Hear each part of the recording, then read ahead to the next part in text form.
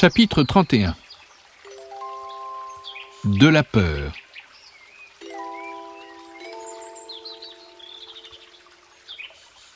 Homme ou animal, qui ne connaît la peur ruine ses chances de survie, car ce sentiment nous préserve d'erreurs mortelles. Peut-être, comme moi, connaissez-vous ce sentiment bizarre quand vous êtes en hauteur, sur une plateforme panoramique par exemple, ou au sommet de la Tour Eiffel. Chez moi, il se traduit par un picotement qui monte et le désir de redescendre aussi vite que possible.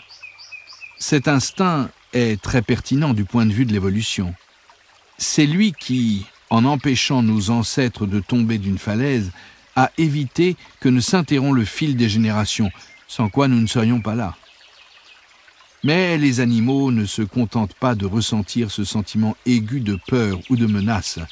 Ils peuvent aussi s'en servir consciemment et en tirer des leçons à long terme, comme nous le montrent les sangliers. Rendons-nous en Suisse, pour l'occasion, plus précisément dans le canton de Genève. En 1974, la population locale a obtenu par référendum que la chasse fût interdite, une pratique dont les adeptes sont les pires ennemis des grands mammifères. Or, comme les chasseurs et les chasseuses appartiennent au genre Homo sapiens, leur gibier a développé une peur de tous les hommes.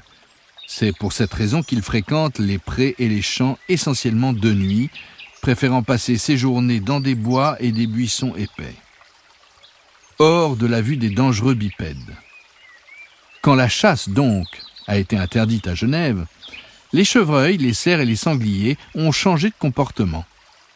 Comme ils n'ont plus peur, ils se montrent désormais toute la journée.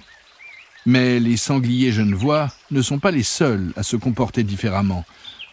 Tout autour, y compris dans la France voisine, on tire encore à qui mieux. Alors, quand la chasse est ouverte, notamment lors des battues automnales avec leurs meutes de chiens, les sangliers révèlent leur talent de nageurs.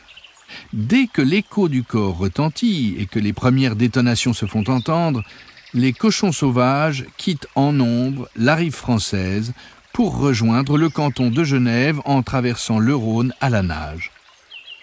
Là, ils sont en sécurité et peuvent faire un pied de nez aux tireurs français. Ces sangliers nageurs montrent trois choses. D'une part, qu'ils identifient le danger et se rappellent la chasse de l'année précédente, durant laquelle des membres de la famille furent blessés ou abattus sous une pluie de plomb. D'autre part, que la peur est indispensable, car c'est elle qui les pousse à quitter le territoire sur lequel ils se sont sentis si bien tout l'été. Enfin, qu'ils se souviennent qu'ils seront en sécurité dans le canton de Genève. Sur une période longue de plus de 4 décennies, c'est devenu une tradition qui se perpétue de génération en génération chez les sangliers. En cas de danger, on va se mettre à l'abri de l'autre côté du fleuve. Voilà à quelles conclusions sont arrivés dans les années 70 les ancêtres de ces omnivores malins, capables de concevoir une stratégie de défense par essai et erreur. Mais les animaux peuvent aussi réactiver une peur à partir d'un souvenir, comme nous l'avons vu avec l'exemple de la clôture électrique. Tout comme chez nous, certaines chansons, odeurs ou images font parfois ressurgir le souvenir enfoui d'événements effrayants. Prenez le chien, par exemple. Si vous en avez un dans votre foyer, peut-être avez-vous fait la même expérience que nous. Maxi, notre petit épagnol de Münster, aimait la vie, l'aventure, mais pas le vétérinaire. Chez le véto, il y avait non seulement les piqûres de vaccins, mais aussi parfois de désagréables détartrages ou encore la dégoûtante opération visant à vider les glandes anales. Pas étonnant que Maxi se mit à trembler chaque fois qu'elle se retrouvait sur la table d'opération et qu'elle subit tout ce qui s'y passait comme un paquet de misère. Mais ce n'était pas tout.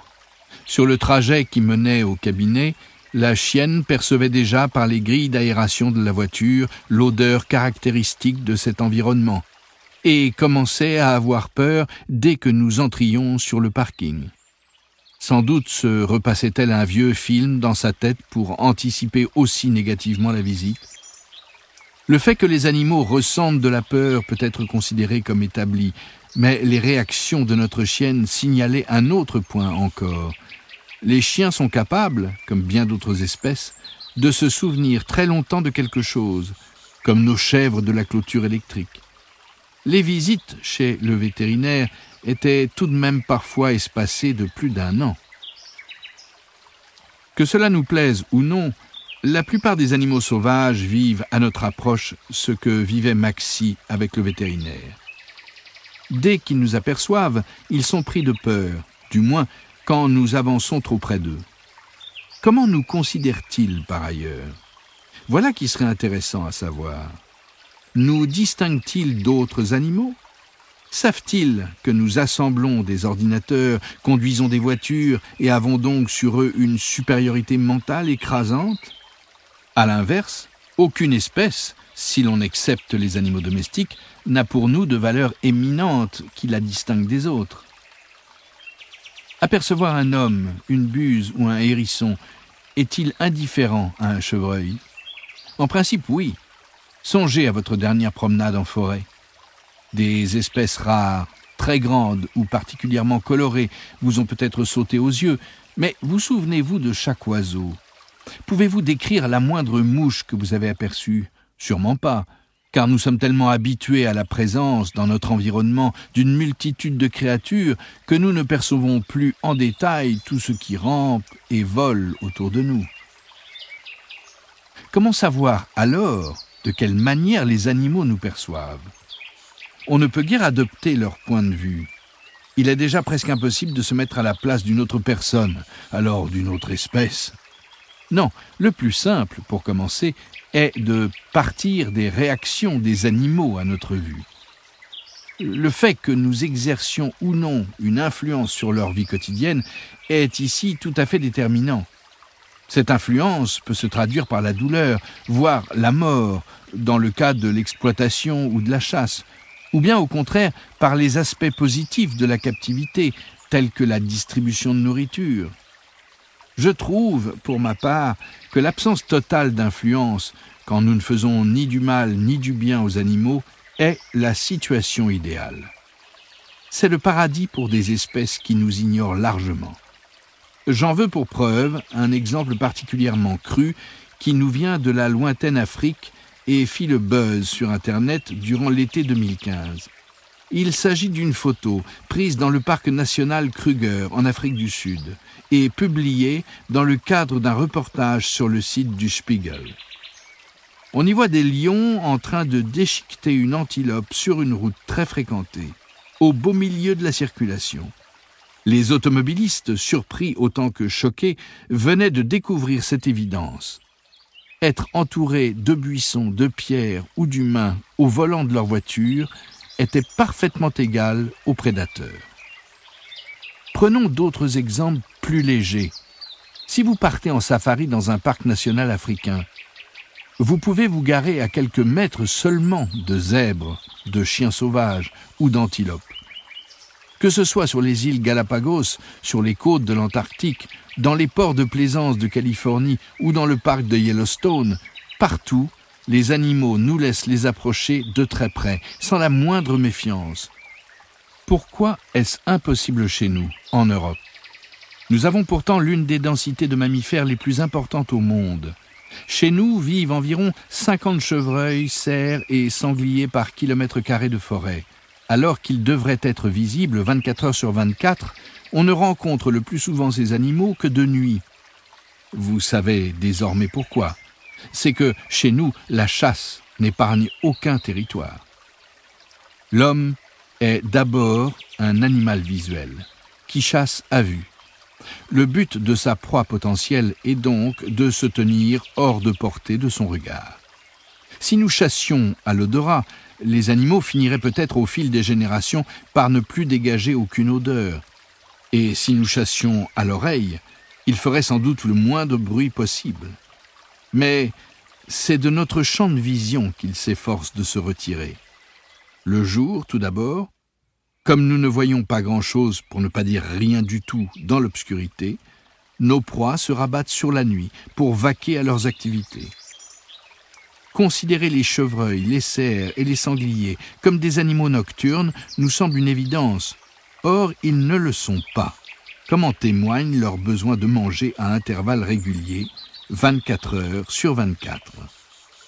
De jour, ils se procurent cette nourriture dans des buissons secrets ou de profondes forêts, et non, comme il serait normal pour eux, dans les prés ou en lisière de bois. Ils n'osent sortir de ces zones protégées des regards qu'une fois le crépuscule tombé, quand l'homme est visuellement handicapé. Seuls les genoux très affamés ou imprudents se promènent plus tôt et se risquent du côté des tours à tuer, je veux dire des miradors.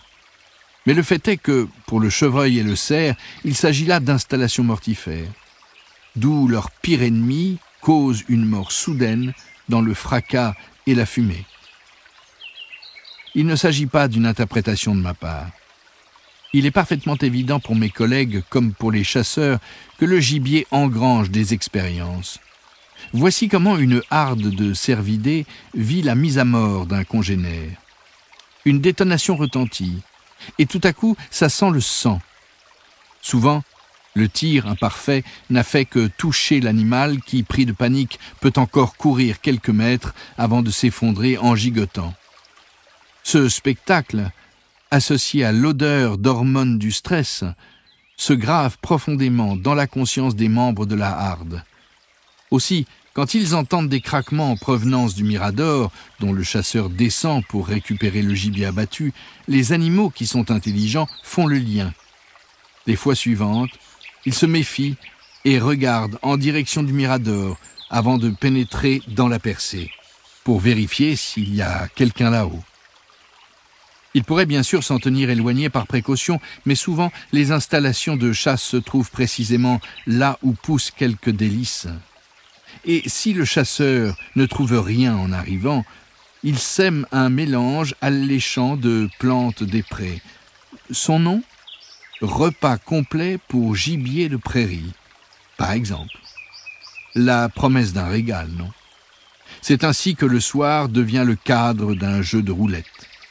Si la faim l'emporte, les chevreuils et les cerfs se présentent trop tôt dans la percée et, du même coup, dans le champ de vision des tireurs. Si la peur a le dessus, les animaux affamés ne se mettent à table qu'à la nuit noire et les chasseurs repartent bredouille. Des chercheurs du parc national de l'Eifel ont montré à quel point les cerfs sont sensibles. Un forestier chasseur et un bûcheron avaient le même modèle de voiture. Alors qu'ils battaient en retraite dès que le véhicule du forestier apparaissait, le gibier restait tranquille quand le bûcheron empruntait le même chemin. Mais le cerf n'est pas le seul animal capable de faire la différence entre humains dangereux et humains inoffensifs. Nos animaux domestiques aussi se fient à ce qu'ils ressentent. Le chasseur est au cerf et à l'ensemble du gibier ce que le vétérinaire est aux chiens et aux chats. Sauf que le chasseur est dans les faits autrement plus dangereux. Rien d'étonnant par conséquent à ce que bien des animaux soient attentifs au genre humain qui s'approche. Les enfants sont perçus comme fondamentalement inoffensifs, et il est rare qu'un geai des chênes se replie particulièrement face à des promeneurs adultes. Mais quand des chasseurs rappliquent, il fait du raffut et prévient la faune en poussant des cris rauques et perçants. C'est pourquoi cet oiseau coloré continue, hélas, d'être la cible de nombre d'hommes en kaki, alors même que, assurant la dispersion des graines d'arbres, il est presque irremplaçable pour la vie de la forêt. L'intrusion de l'homme dans l'habitat du gibier est source de stress. La part du temps qu'il consacre à vérifier s'il est en sécurité passe de 5 à plus de 30% quand un bipède fait de fréquentes incursions dans son secteur. Cela vaut du moins pour les hommes aux intentions peu prévisibles. Les randonneurs, les cyclistes ou les cavaliers qui ne s'écartent pas des chemins sont formidables. Ils font du bruit et ils suivent des routes toutes tracées. Tant qu'ils ne s'en éloignent pas, pour le gibier, il est clair qu'ils se déplacent tout droit d'un point A à un point B. Les animaux qui les observent de jour depuis une cachette sûre savent qu'ils n'ont rien à craindre. Les cueilleurs de champignons, les vététistes ou encore les chasseurs et les forestiers, en revanche, se déplacent souvent de façon non linéaire et, comme en général ils cheminent seuls, aucune conversation animée ne permet au gibier de se faire une idée sur la route qu'ils prennent. Seule une petite branche craque ici ou là sous la semelle, et l'on entend parfois un petit raclement de gorge, rien de plus. Le chevreuil et le cerf, vaguement inquiets, préfèrent prendre le large rapidement, par mesure de précaution.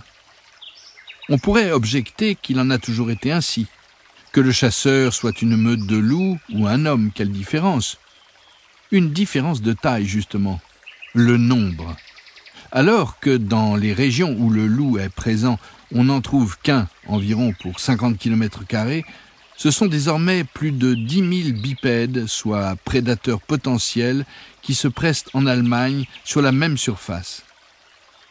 Même si tous ces humains ne sont pas armés, le gibier n'a aucun moyen de le savoir. Voilà pourquoi il recule en cas de doute devant tout agresseur éventuel et renonce en général à fréquenter les tendres pâturages à la lumière du jour. La situation de la faune qu'il est permis d'abattre est donc profondément dramatique. Le fait qu'il y ait plusieurs chasseurs potentiels pour chaque proie potentielle, alors que naturellement c'est l'inverse, est une situation sans équivalent au sein du règne animal. Il n'y a donc rien d'étonnant à ce qu'au dehors, par les bois et les champs, règne la peur et la méfiance. Regardons de plus près quelles espèces animales ont à subir le stress de la chasse. J'ai déjà mentionné le cerf, le chevreuil et le sanglier. Les mammifères qui se joignent à eux sont le chamois, le mouflon, le renard, le blaireau, le lièvre, la martre et la belette. Il faut ajouter à cette liste qui varie selon les pays, pas mal d'oiseaux comme la perdrix, différentes espèces de pigeons, d'oies et de canards, la mouette, la bécasse, le héron cendré, le cormoran et les corvidés.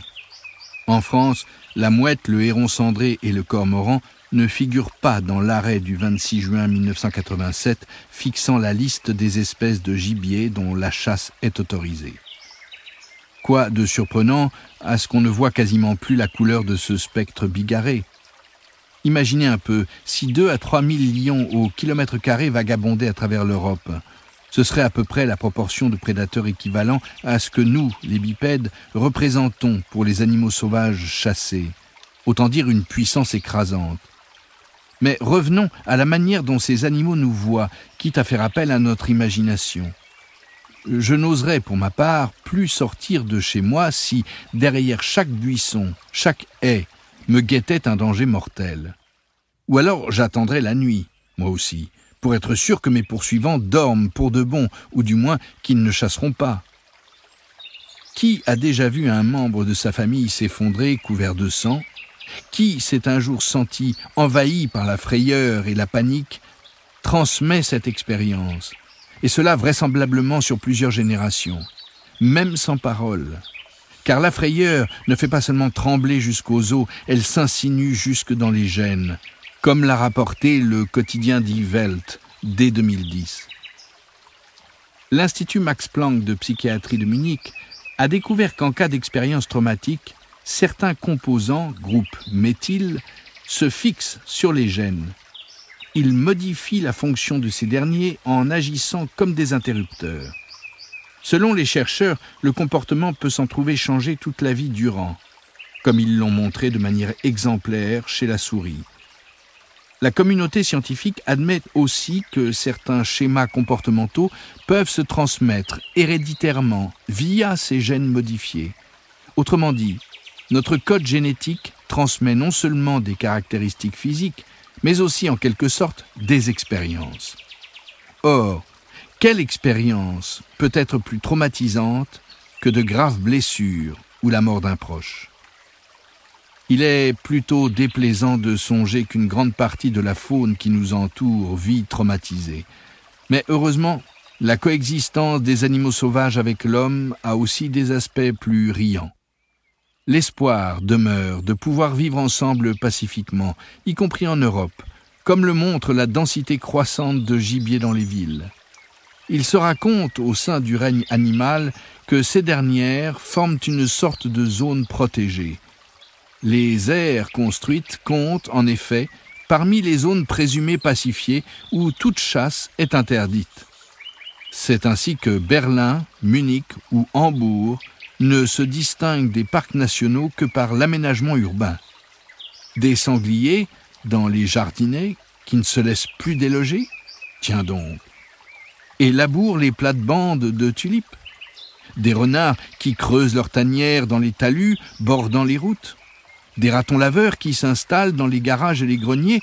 La faune se sent merveilleusement bien au cœur de notre civilisation. Si pour nous, l'asphalte et les rangées de maisons grises sont synonymes d'éloignement de la nature, les animaux ne voient là qu'un nouvel habitat, fait de rochers au sommet bizarrement cubiques. De plus en plus de territoires urbains s'avèrent des joyaux écologiques. C'est ainsi que Berlin possède, avec une centaine de couples nicheurs, l'un des plus gros effectifs d'autour des palombes.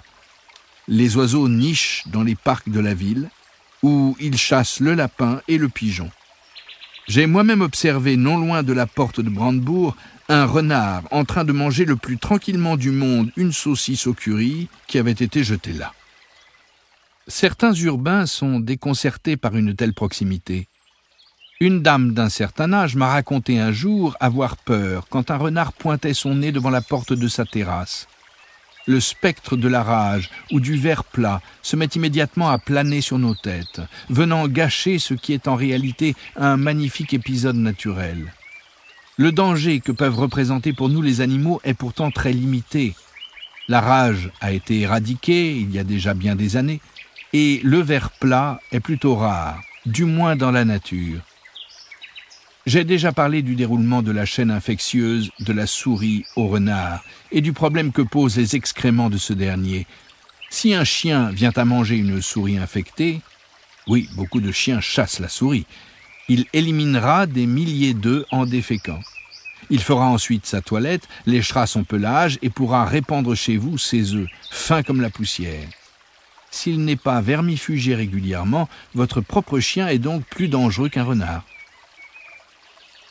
Il n'est pas impossible, cela dit, que nous exagérions les dangers du monde sauvage, pour la seule raison que, sans cela, il n'y aurait plus rien à craindre. Nos instincts les plus archaïques ont peut-être simplement besoin du danger comme exutoire.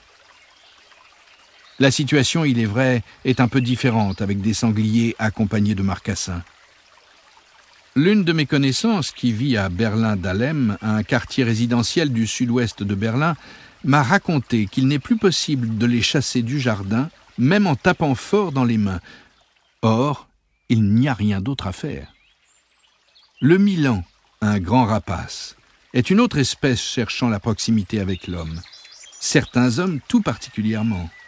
Autrefois, ces oiseaux étaient poursuivis et chassés, mais depuis qu'ils sont protégés, ils aiment notre voisinage. Celui surtout des possesseurs de tracteurs. L'été, quand les agriculteurs fauchent les prairies, ils profitent de leur travail. Car les lourdes machines ne coupent pas seulement l'herbe, elles expédient aussi dans l'autre monde nombre de souris, entre autres petits animaux. Cette réalité aussi déplaisante que désastreuse est une aubaine pour le milan. Dès qu'un tracteur apparaît et que le travail commence dans le champ, les majestueux oiseaux sont de sortie, y compris chez moi, à Hummel. Avec leur envergure d'1,60 m, ils glissent, au ras du sol, derrière les machines, à la recherche de souris écrasées comme des crêpes ou de faons broyés. On ne voit pas la martre d'un si bon œil, même si c'est vraiment un bel animal. Comme elle n'est pas chassée dans les zones construites et que la pose de pièges, courante jadis en forêt et dans les champs, est en net recul, sa peur à notre égard a largement disparu. Nous avons élevé une fois une petite orpheline qui se laissait patiemment caresser et émettait alors une sorte de ronronnement, tel un chat comblé. Nous lui avons d'abord donné de la nourriture en boîte, puis pour la préparer à une vie en liberté, il y eut bientôt des souris au petit déjeuner. En peu de temps, la petite mère est devenue si sauvage que nous ne pouvions plus l'attraper qu'avec un gant. Nous avons finalement ouvert la porte de sa cage afin qu'elle pût décider toute seule quand nous quitter. Ce moment est arrivé au bout de 3 nuits seulement. La cage resta vide, et nous ne la revîmes plus jamais. Il se peut qu'elle passe encore furtivement la nuit sur notre terrain, car la martre peut vivre plus de 10 ans. Avons-nous bien fait de lui porter secours? Rien n'est moins sûr. Nous garons 2 véhicules devant notre maison forestière. Un véhicule tout-terrain pour le travail dans les bois et une voiture pour les trajets privés. Or, un jour, j'ai découvert, traînant devant la Jeep, un bout de tuyau en caoutchouc. J'ai aussitôt levé le capot et constaté la tuile. Une martre avait fait de sacrés dégâts en croquant bon nombre de câbles et de tuyaux. La voiture était bonne pour un séjour chez le garagiste. Mais pourquoi cet animal avait-il fait de tels ravages dans le compartiment moteur? Pourquoi la martre est-elle parfois saisie de folie destructrice? La martre, d'ailleurs, n'existe pas, puisque 2 espèces vivent en Europe, la martre des pins et la fouine.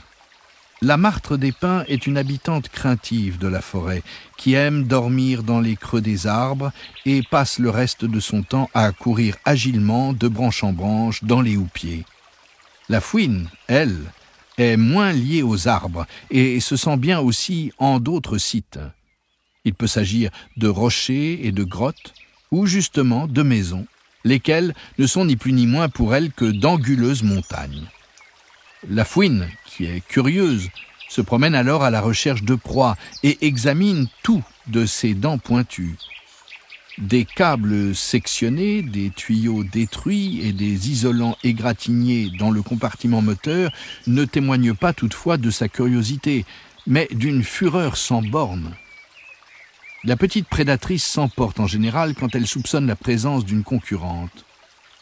La fouine marque son territoire à l'aide de glandes odorantes qui envoient à toute congénère de même sexe ce signal clair, la place est prise.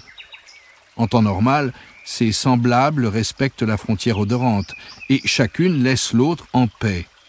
Comme il fait si bon se blottir sous le capot, votre fouine visite régulièrement votre véhicule. Il arrive qu'elle dépose par la même occasion quelques provisions. C'est ainsi que nous avons un jour trouvé le bas d'une patte de lapin sur la batterie. Ces visites-là ne causent toutefois aucun dommage. Il n'y a que si vous garez votre véhicule une nuit en contrée étrangère que les choses se corsent. D'autres fouines en vadrouille par là, examinent l'objet inconnu, farfouillent dans les cavités et laissent des traces odorantes de leur passage. De retour sur votre terrain, vous laissez votre fouine stupéfaite. Elle suppose sans doute qu'une congénère a violé toutes les règles du jeu et utilisé sans invitation son antre préféré. C'est l'affront absolu. Sous le feu de la colère, elle tente d'éliminer les traces et s'attaque à sa rivale. Des tuyaux mous, voilà l'idéal pour se défouler. Et elle ne se contentera pas de donner quelques petits coups de dents prudents, comme quand elle examine, mais les sectionnera avec violence. On devinera à quel point une fouine s'est déchaînée à l'état des isolants posés sous le capot. Il ne s'agit parfois que de quelques griffures, mais dans le cas de notre vieille Opel Vectra, l'isolant pendait en lambeaux quand nous avons vérifié. La fouine s'était visiblement couchée sur le dos pour porter des coups furieux autour d'elle et arracher des morceaux entiers de ses griffes pointues. Les fouines des moteurs n'aiment donc pas forcément les voitures, mais elles détestent la concurrence. Si vous garez votre véhicule toujours au même endroit la nuit, il ne se passera sans doute pas grand-chose. Pour faire peur aux fouines, il y a désormais d'innombrables astuces. Des cheveux placés dans de petits sachets ou des blocs WC suspendus dans le compartiment moteur sont des trucs qui ne marchent au mieux que quelques jours. Nous avons essayé quelque temps de saupoudrer du poivre sur le moteur. Cela n'a pas non plus été durablement efficace. À la différence d'un électrochoqueur placé dans le compartiment moteur et pourvu d'une série de plaquettes, on dispose celles-ci là où l'animal a l'habitude de marcher et après un premier contact, il les évite. Le répulsif électronique qui réagit au mouvement en émettant des ultrasons et des flashs est lui aussi efficace. Mais les appareils qui diffusent des ultrasons en continu abrutissent les animaux. De plus, le vacarme permanent est malsain pour les chauves-souris et d'autres espèces. Je ne les conseille donc pas. Qu'en est-il enfin de nos animaux domestiques? Nous adorent-ils? Restent-ils près de nous de leur plein gré? Ou est-ce la peur qui les retient? Là où il y a une clôture, on peut faire l'économie de la question. Les vaches, les chevaux et tout aussi bien nos chèvres sont détenus au sens strict du terme, même s'ils n'en ont pas forcément l'impression. Aussi dérangeante que soit la comparaison, on pourrait parler d'une sorte de syndrome de Stockholm. Ce phénomène fut découvert par le psychiatre américain Frank Hochberg, qui a étudié la relation entre malfaiteurs et victimes lors de l'attaque à main armée d'une banque suédoise en 1973. Les otages développèrent envers le kidnappeur de 32 ans des sentiments comparables à ceux d'un enfant pour sa mère. Ils éprouvèrent en revanche de la haine à l'endroit de la police et des autorités. Cette réaction paradoxale, qui fut observée dans d'autres circonstances semblables, est considérée comme un réflexe de protection psychique servant à surmonter sans trop de dommages une situation dangereuse. Si les animaux ont une sensibilité comparable à la nôtre, et je pars de ce principe, peut-être développent-ils, eux aussi, des stratégies de ce genre. Quand ils sont placés en captivité, nous ne leur sommes pas encore familiers, et ils gardent leur distance, méfiants. Ils ne nous accueillent avec joie qu'au bout d'un certain temps, quand ils nous voient de loin nous diriger vers la pâture. Cela vous semble affreux ? Que des chèvres et des chevaux soient gardés prisonniers toute leur vie derrière une clôture n'est pas ce que la nature a prévu pour eux. Ne nous racontons pas d'histoire, ces animaux iraient aussitôt courir ailleurs s'ils le pouvaient. Développer une sorte de syndrome de Stockholm serait sans doute la meilleure solution pour eux. Ils accepteraient ainsi leur sort sans trop en pâtir. Nos chèvres et nos chevaux, avons-nous constaté en travaillant dans la pâture, aiment bien être auprès de nous. Évidemment, leur accueil joyeux pourrait aussi avoir un rapport avec la nourriture distribuée. Ce n'est alors qu'aux porteurs de repas qu'ils feraient la fête. Avec les chiens et les chats, la situation est légèrement différente. Pas tellement au début de la relation qui leur est imposée à eux aussi. Nous les ramenons chez nous, où il leur faut passer quelques jours en retenue ou en laisse lors des promenades, jusqu'à ce qu'ils se soient habitués à nous. L'accoutumance qui se produit n'est donc pas tout à fait volontaire. Mais ensuite, le chien et le chat recouvrent leur liberté et pourraient tout à fait prendre la poudre d'escampette. Or, ils ne le font pas. Les rares cas où des individus sans maître se joignent à l'homme sont encore plus beaux. Le caractère forcé n'est pas inhérent à cette relation. De vraies associations sont possibles. Et du reste, elles n'existent pas qu'entre homme et animal, mais aussi entre espèces animales différentes. Loup et corbeau forment des tandems de ce genre. Comme me l'a raconté Ellie Radinger, une chercheuse spécialiste des loups. Les corbeaux aiment vivre parmi les meutes de loups, et les louveteaux, tout petits, jouent déjà avec les oiseaux noirs. Si des ennemis de grande taille, tels le grizzly, approchent, les corbeaux préviennent leurs amis à quatre pattes. Ces derniers revalent ça à leurs compagnons à plumes, en les laissant partager leur proie.